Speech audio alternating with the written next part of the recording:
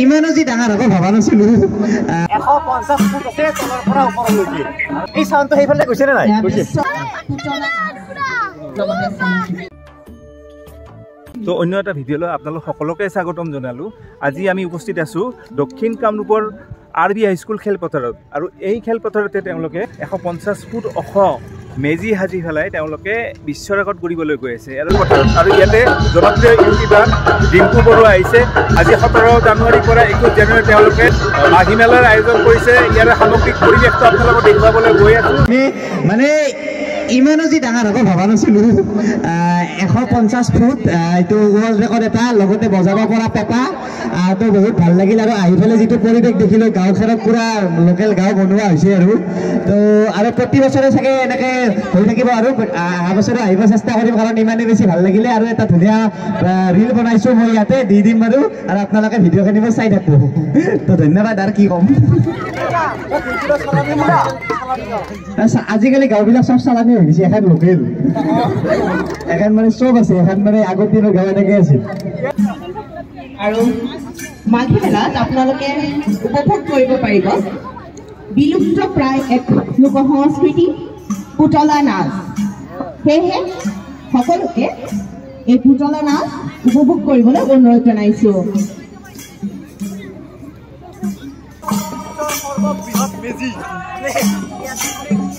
আপুনি ভাবিব নোৱাৰে এজন মানুহ দেখিলে কিমান আছে এইটো 150 ফিট 150 150 ফুট আছে তলৰ পৰা ওপৰলৈকে আৰু লিখা আছে বিশ্বৰ সৰ্ববৃহৎ মেজি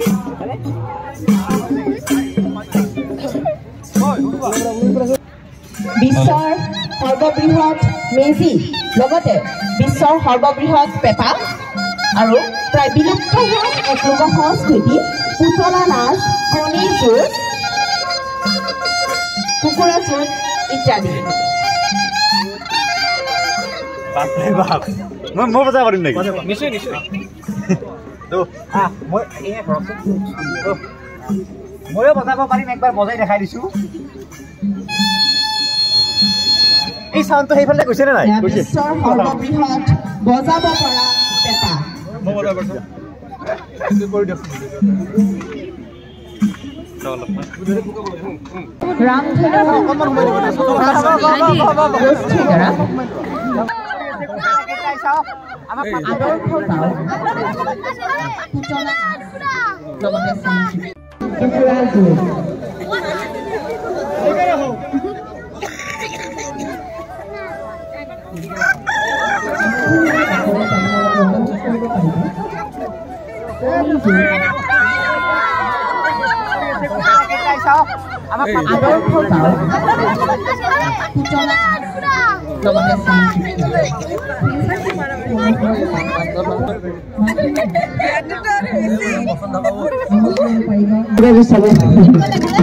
ভাল লাগিলে কিন্তু কুকুৰা এটা যুদ্ধকে কৰিছে ঘটনাটো টেকনিকটো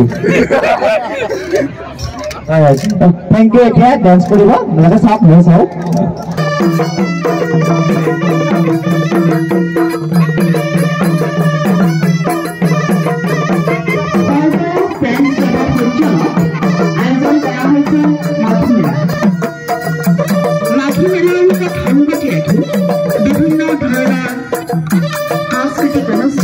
আপোনালোকে উপভোগ কৰিব পাৰিব লগতে প্ৰতিযোগিতাসমূহত ভাগ ল'ব পাৰিব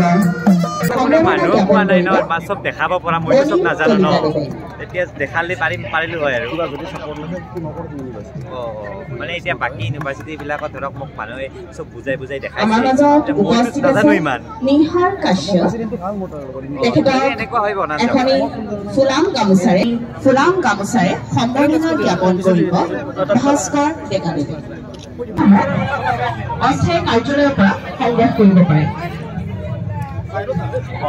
নহয় অলপ উপভোগ কৰিব পাৰিব কুকুৰা যুঁজ খেলাঘৰ না খেলাঘৰ পাগল হৈ গ'লো চাই পান কৈছি না নাই বা চাই ঠিক আছে হ'ব দে থেংক ইউ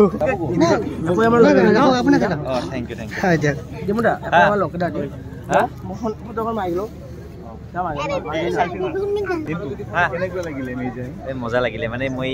ইমান ডাঙৰ ভবা নাছিলো বহুত কষ্ট কৰি বহুত ডাঙৰকে বনাইছে বৰ ডাঙৰ হৈ গৈছে এইটো আৰু